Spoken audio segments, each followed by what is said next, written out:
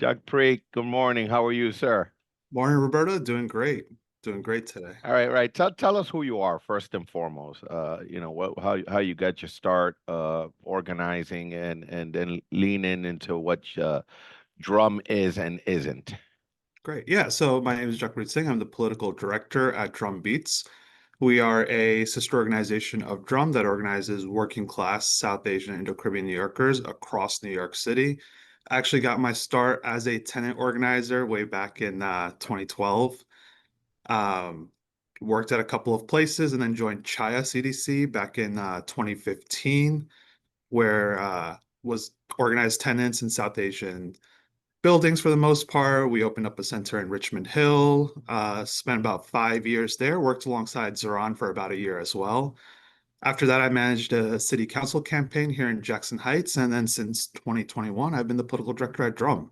At Drum, we organize, like I said, working class South Asian Indo-Caribbean folks, folks who are construction workers, taxi drivers, work in the healthcare industry, are work at cleaning in stores, folks who are generally sideswiped, pushed to the side as far as conversations about our communities go, and make sure that they have the power and they have the voice to be able to speak up for their own issues and for their own rights. Aneta, is she still at Shia? I believe she still is at Chai. Yeah, Yeah, yeah, yeah. she She was is. my She my is. boss. She's a friend. She's a friend. Oh, great. We during Ida we talked quite often. Her and I, Hurricane Ida, my time in government. Jagpreet, you know what everyone wants to talk about. Let's not Campaign, make believe. campaign, Let's not make believe here, right? for sure. Let's get to the meat and potatoes. Uh, Zohran Mamdani. yes, sir. Let's take a walk down memory lane. When did you meet Zohran? How did you meet Zohran? And let's start there.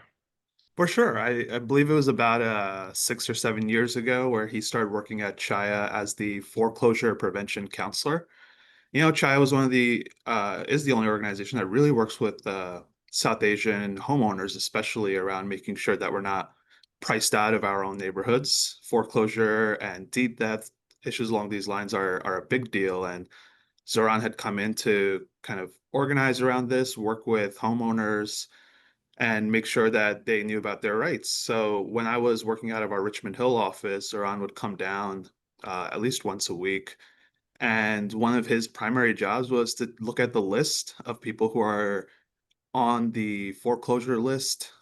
Their homes are being sold off by the city, and go and knock on doors and make sure that they were aware of what's happening in their communities, what's happening to their home, and being able to help them throughout the process. So we got pretty close during our time at Chaya, especially around pre-pandemic. It used to be just the two of us at the Richmond Hill office for a while. I got to know him. He was a great guy, very jovial, very happy. Somebody who brought a lot of excitement into the room, and have been a pleasure to know him since then. All right, so talk about the campaign. Did you work on his assembly race?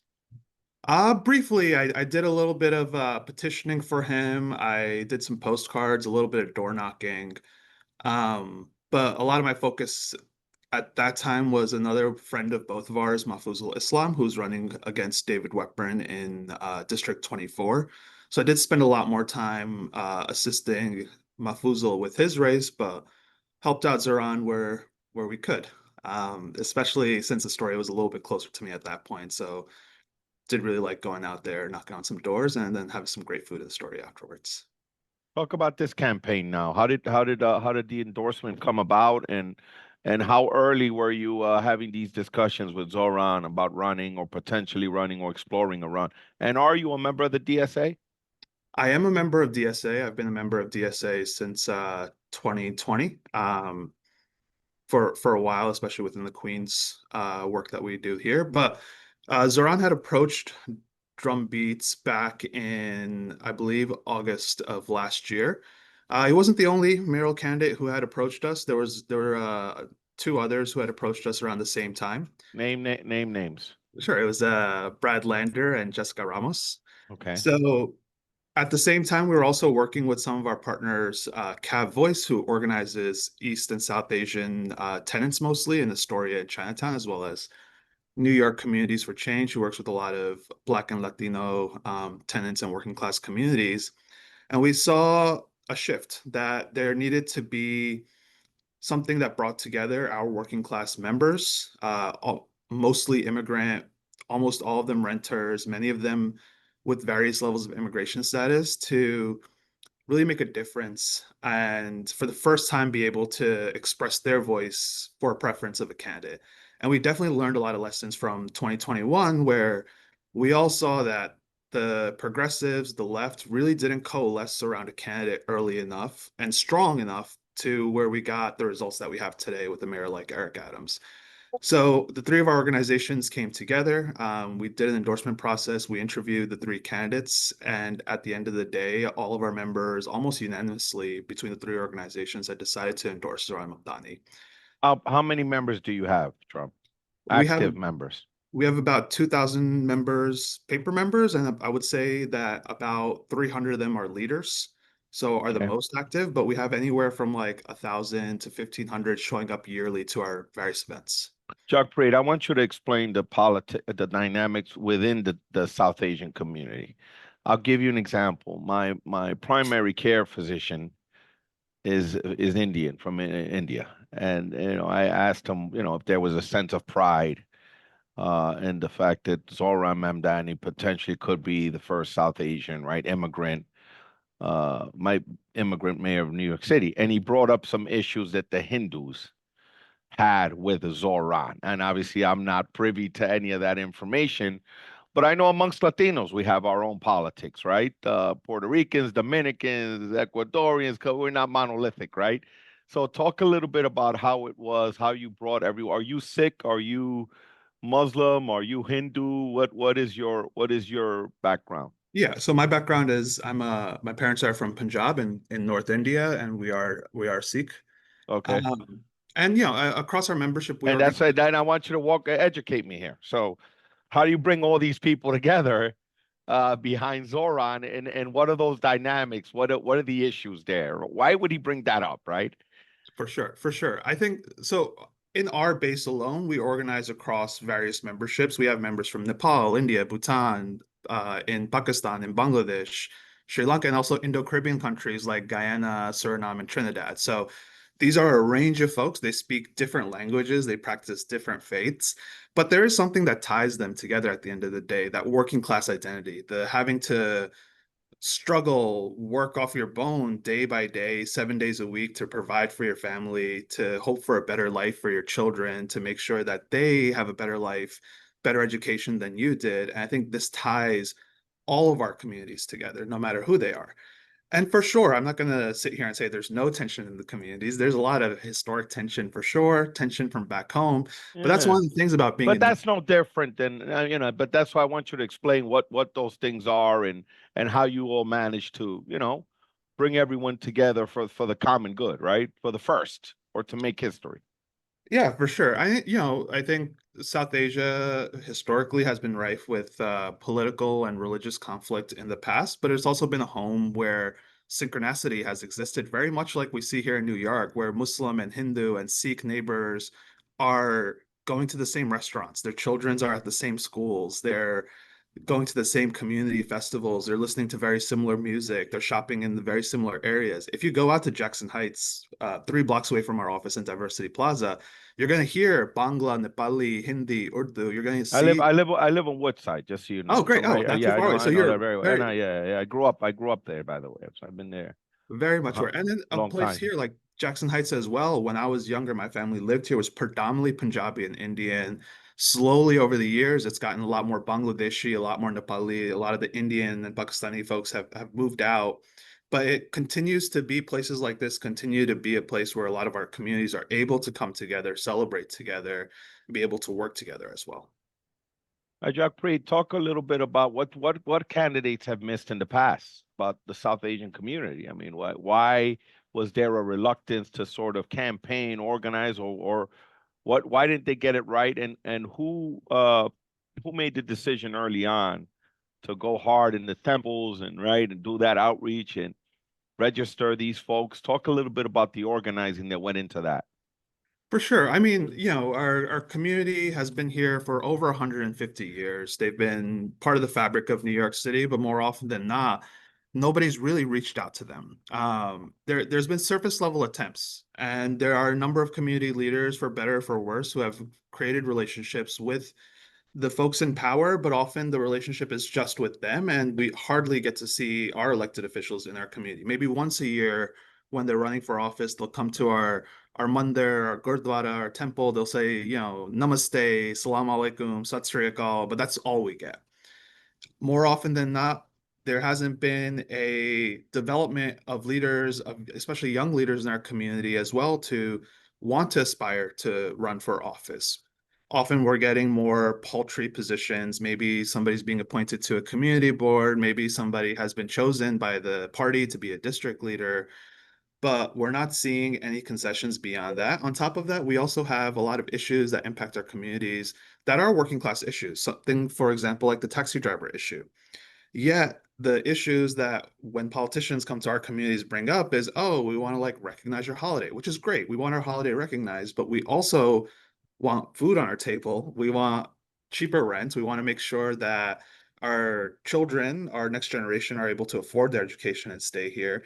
So Zohran was in many ways one of the first politicians who came to our communities and didn't just speak about, here are, the language issues that you all care about, maybe the food issues you all care about, but no, these working class issues are our issues as well, and we need to see ourselves embodied within the fight for those issues.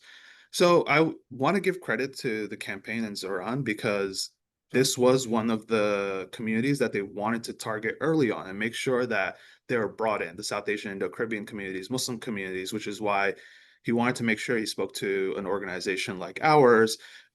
And within the campaign, they also brought on a South Asian Muslim field person to make sure that the on-the-ground efforts were being done, as well as somebody who did more of the political work with the community leaders and the institutions. And then we at Drum Beats employed a similar strategy, which we call like a pincer strategy, where we made sure to reach out to the grassroots communities through a variety of ways, whether at festivals, at events, things along those lines, but also made sure when a good number of our community members were starting to be on board, had already recognized Zoran, then we went to the community leaders and said, hey, your congregation is already supporting Zoran. Your members are already supporting Zoran. Your children are already supporting Zoran. You have to be on board now. You have no other choice. Even though you might be close to Cuomo or Adams or somebody else, our community is bought in. And if you're not bought in right now, that's going to end up being a problem, which worked out well because by the time Cuomo launched his campaign, it was March, the community leaders were already on board to Zoran's side. We had already done the work to bring them on. So it's difficult for more of the establishment candidates to start picking off the leaders like they had done in the past.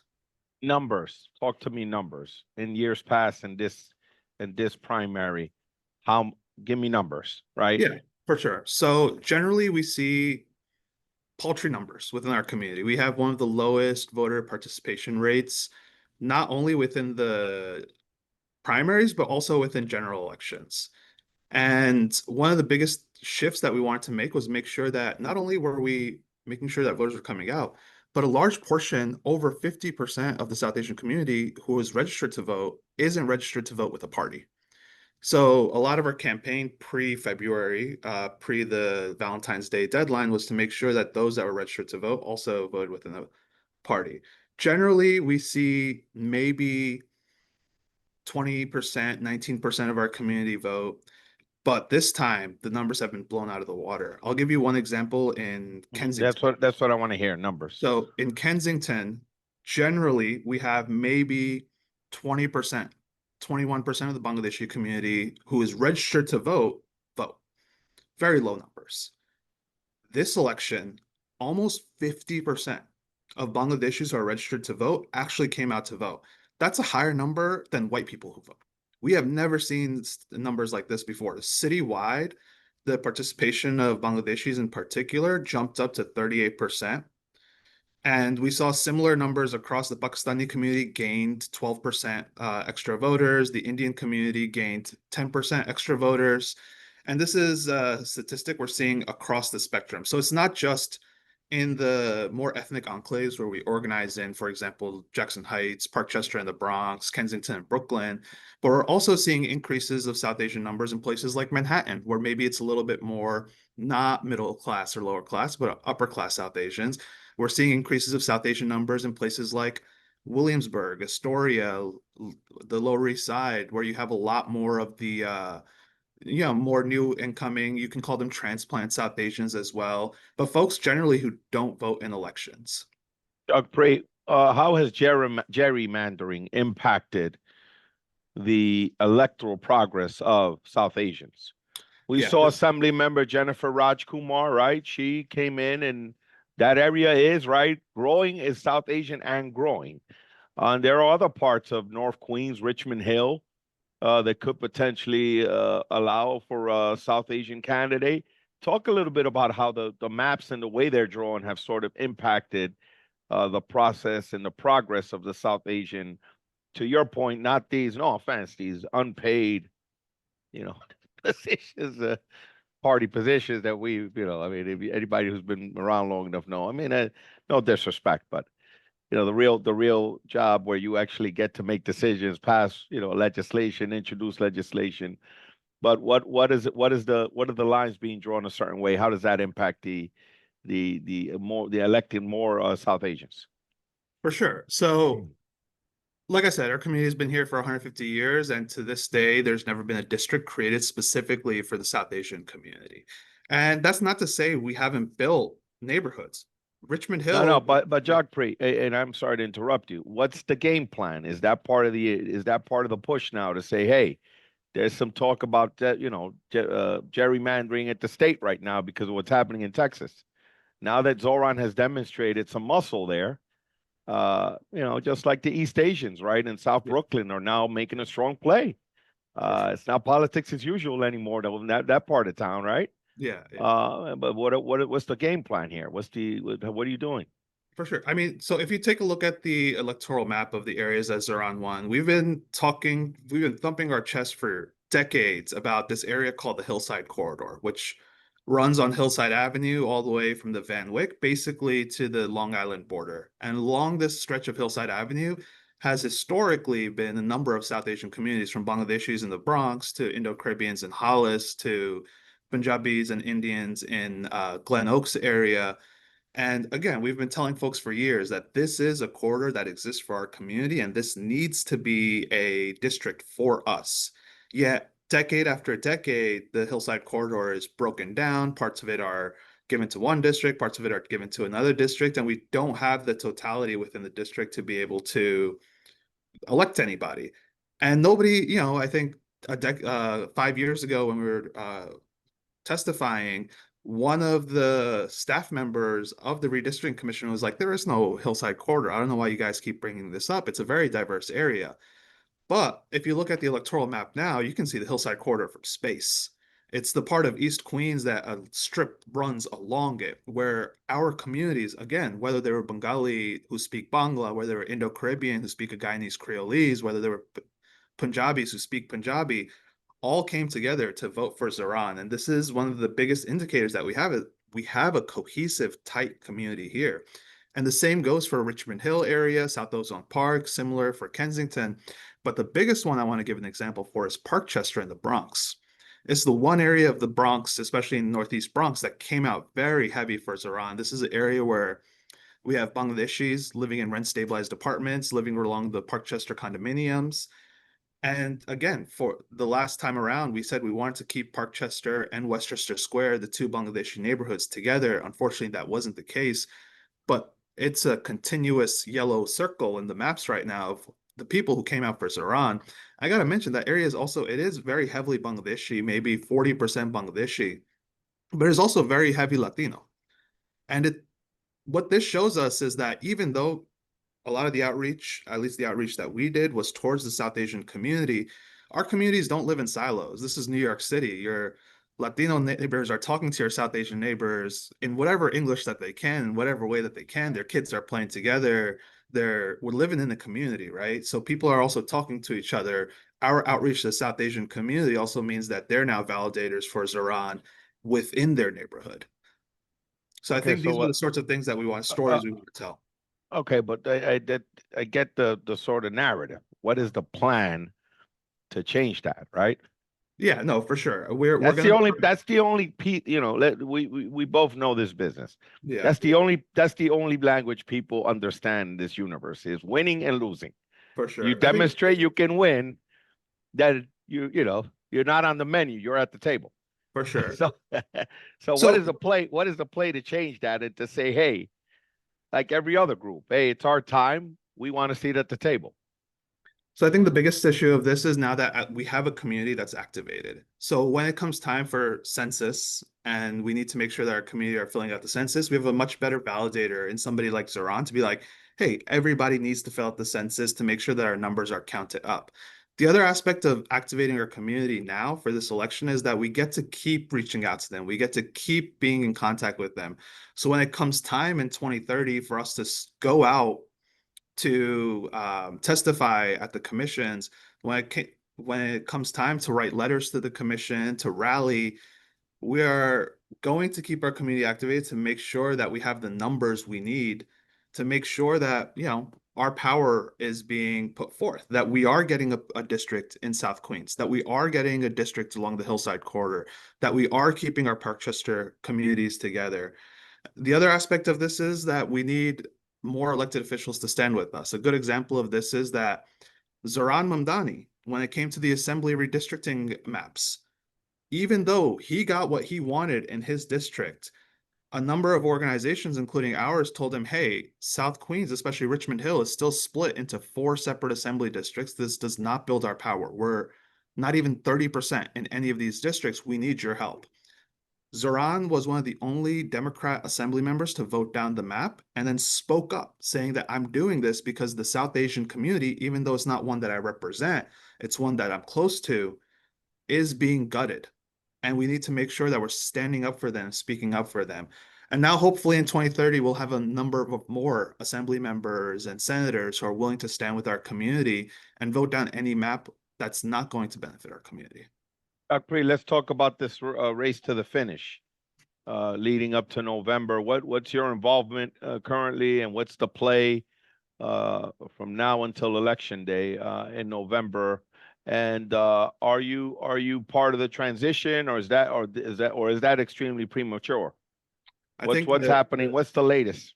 I think the transition conversations are still a little premature. We have a general Yeah, yeah, election to yeah. win. But we're involved. Like I told you You're before, not measuring the curtains yet. yeah, exactly. But like I told you before, 50% of our community is not registered with the party. So I'm telling folks they haven't seen the power of the South Asian community yet because it's still relatively untapped, and it's going to be this general election where we see it. But for sure, there's been a lot of places where we could have done better. There's parts of Southeast Queens where we have a large number of community members in South Jamaica and the Rockaways. There's places in the Bronx around Morris Park, around North Bronx where we could have done better. There's places in Staten Island where we have a large Sri Lankan community where we could have done better. And our goal is going to be to build with those communities, especially places like Staten Island, where we generally haven't had a reason in the past to build those communities, but now we have a reason to do so. And make But sure can I, that but I, we're, but can I ask you a question? When are you? Now I'm assuming now when these conversations are happening about how to get right, build the numbers, build the votes. Are you wearing your drum hat, or are you involved with the campaign as is, in terms of mobilizing in GOTV? well, the camp drum beats is working Or very are the two closely one with and the the same? campaign. They're very Okay, similar at this okay, point. okay. But we are coordinating with them around making sure that we're outreaching within the South Asian communities. We work very closely with the Muslim director, with the South Asian Muslim director and the field folks, as well as with admin within the campaign to make sure that our communities are still continuing to be prioritized as we go into the general election. This was a very strong base for us, and we want to make sure that we are keeping them on our side, especially when we're going against somebody like Eric Adams. Cuomo isn't that great of a retail politician when it comes to our communities, especially, and he didn't do a good job of going to the events, of doing the things during the primary. But Adams is a different animal all on its own, right? He hosts flag raising, he goes to events, he wears ethnic clothing. He's the one who's going to be the first to say salam alaikum or namaste and make sure people are listening. Thankfully, we have a great candidate in Zohran, who I would say is much better than Adams in doing the retail work along those lines. It's interesting you mentioned that. The last poll has Mayor Adams at 7%, below Curtis Lewa. But you know, I do understand your point of view. This is not over till it's over. It's a lot of time left on the clock. So For sure. it's And you constant know, vigilance always when you're campaigning. somebody like Eric Adams has a lot of friends. He's going to be able to woo over, pull in, and our goal is to make sure that, yeah, if one or two or three community leaders go over to his side, that's no big deal because our work, and again, for the first time, we're going past the community leaders or the general activators of the community and going directly to the community, which is why we do all of our outreach in language. It's in Bangla, it's in Punjabi, it's in Hindi, Urdu. We're doing our phone banking in language. We're going to events and making sure that we're sending people there who are part of the community so we can move past this sense that you need to just find the five right people from each community who are going to turn people out, but we're taking the message directly to folks, which is also what makes Zohran a great candidate because he's willing to go directly into the crowds. He's willing to go to the events that aren't going to have like 1,000 people who are going to know his name, but he's willing to go there and make sure people understand who he is and what he's fighting for. Jagpreet, we're at the time now, and I don't want to keep you longer because you're in campaign mode here. For sure. Anything you want to add that I forgot to ask you? I think we covered everything. Cool, cool. Thank you, Jagpreet. Hopefully this won't be the last time, and all the best to you. Okay. Thank you, Roberto.